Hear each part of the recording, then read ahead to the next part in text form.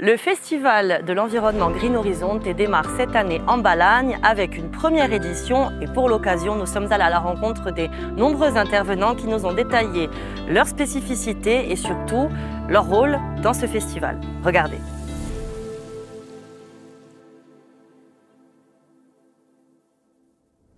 Green Horizonte a pour parrain un parrain prestigieux. Il est le voyageur préféré dans le monde de l'audiovisuel. Raphaël de Casabianca, bonjour. Bonjour Alexandra. Alors Raphaël, ça a été un choix de parrainer un tel événement? Oui, on m'a contacté il y a plusieurs mois.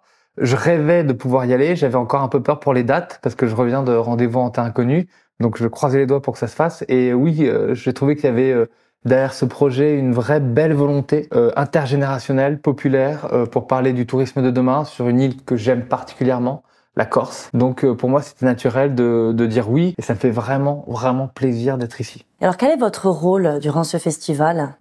C'est juste d'apporter déjà mon image, ma caution entre guillemets, de dire que je soutiens, de pouvoir aussi rencontrer les acteurs locaux, de pouvoir participer. J'ai écouté des collégiens tout à l'heure qui avaient plein de super beaux projets. Ça me rappelait que moi, à mon âge, quand j'étais au collège, en primaire, on parlait pas du tout de ces sujets. Donc il y a des nouveaux citoyens. Et donc c'est de prendre aussi ma part là-dessus. Moi, j'ai créé une marque qui s'appelle Petauschnok où je parle de tourisme responsable aussi. Et donc on connaît les problèmes et maintenant chacun doit apporter sa solution. Et je trouve ça génial de pouvoir se retrouver, se rassembler, de pouvoir porter, on va dire, la voix de ceux qui ont des idées, qui ont envie de changer le monde ou même leur territoire. Alors vous avez fait le tour du monde, l'environnement, c'est quelque chose qui vous tient vraiment à cœur aujourd'hui, qui est vraiment en danger? C'est hyper important. Moi, quand j'ai voyagé au début, on se posait aucune question. Alors, vraiment, l'empreinte carbone, on prenait des avions, c'était incroyable, etc. Maintenant, le monde a changé. On sait qu'il est fragile, qu'il est limité, que notre impact a que notre manière de voyager a un impact. Donc, il faut proposer des solutions. Et en tant que voyageur, quand on aime le monde, comme on aime la Terre, quand on aime la Corse, on a forcément envie de la préserver. Donc, on est là pour apporter quelque chose. Et à chacun à son échelle. Donc, le but, c'est on peut parler d'hors saison, de mobilité douce, de moins voyager mais plus longtemps. Il y a plein de choses dans le tourisme responsable parce que je reviens toujours à ce que m'a apporté le voyage. Moi, ça m'a permis de définir ma place dans le monde, être confronté à d'autres vérités, à d'autres réalités, sortir de sa zone de confort, voir qu'il y a d'autres cultures, c'est hyper important. Donc, faut pas que ça soit un monde qui se replie. Faut pouvoir toujours s'ouvrir à l'autre, mais en ayant conscience que ce que l'on fait a un impact, donc de pouvoir changer notre manière de faire. Donc, pour moi, vraiment, le voyage a été, oui, comme je dis, une manière de me définir en tant que citoyen. Avec quel regard vous voyez la Corse aujourd'hui face à toutes ces problématiques, à toutes ces thématiques abordées? La Corse, c'est un joyau. C'est vraiment un joyau. C'est des montagnes dans la mer. C'est une culture extrêmement forte, belle, qui se protège encore, mais qui a des valeurs magnifiques. Mais extrêmement fragile. Il y a peut-être il y a eu moins de touristes cet été, mais il y a presque 2 millions de touristes chaque année. Ça, c'est énorme. Donc comment faire de ce tourisme qu'il soit raisonné, qu'il profite aux habitants, qu'il profite à l'économie et qu'il ne dégrade pas ce pourquoi les gens vont, c'est-à-dire la nature. Il y a une nature dingue. Alors on parle souvent de la côte, mais c'est vrai qu'elle est intérieure, la Corse, que ça soit dans les villages, que ça soit dans sa culture aussi. Et ça, c'est hyper précieux. Donc si maintenant il n'y a pas des engagements qui se font pour plus tard, alors là, ça va devenir problématique. Et tout le monde y participe. Et la Corse, c'est pas que des montagnes de la mer, c'est des habitants et qui ont besoin aussi évidemment d'en profiter. Donc c'est pour ça que toutes les générations doivent porter ce projet et la défendre. Vous avez constaté aussi sûrement que le tourisme, c'est quelque chose qui a été beaucoup remis en question dernièrement en Corse. Vous, en tant que Corse d'origine, en ayant fait le tour du monde, en ayant fait vraiment de toutes ces thématiques votre métier, est-ce que vous l'avez constaté aussi qu'il y avait vraiment un besoin de repenser ce tourisme Non, mais c'est évident. On voit à Venise, par exemple, il commence à y avoir des tags non touristes parce qu'il y a des bateaux qui se déversent. Si c'est un tourisme qui est là juste pour consommer, pour prendre la photo, pour aller sur une belle plage ou même prendre juste ça et repartir, ça n'a pas d'intérêt. Et je comprends en fait cette lame de fond, cette protestation. La Corse n'est pas un produit. La Corse a des aspérités, elle a une culture très forte.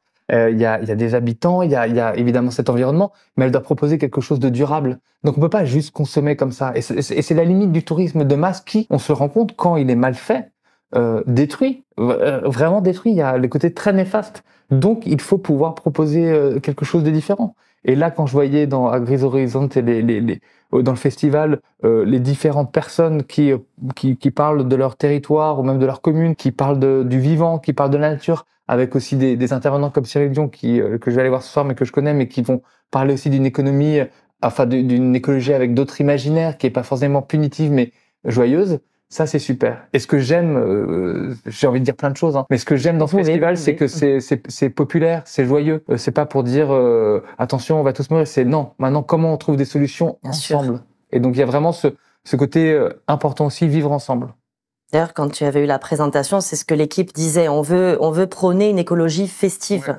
Ouais. Le constat est alarmiste, mais maintenant, ils veulent vraiment faire quelque chose de festif. Et c'est important parce que si on veut engager les gens, il faut l'engager sur de l'espoir. Parce que sinon, c'est compliqué. Et puis, on est sur une île. Et ça me rappelle un voyage que j'avais fait en Bretagne. C'était Kemenes, une petite île où, en fait, les habitants qui habitaient là, il y avait 2 habitants qui disaient, mais évidemment, c'est notre île, parce qu'en fait, on va pas mettre de plastique, on va prendre l'eau de pluie parce qu'en fait, ils avaient une démarche extrêmement responsable. C'était chez eux.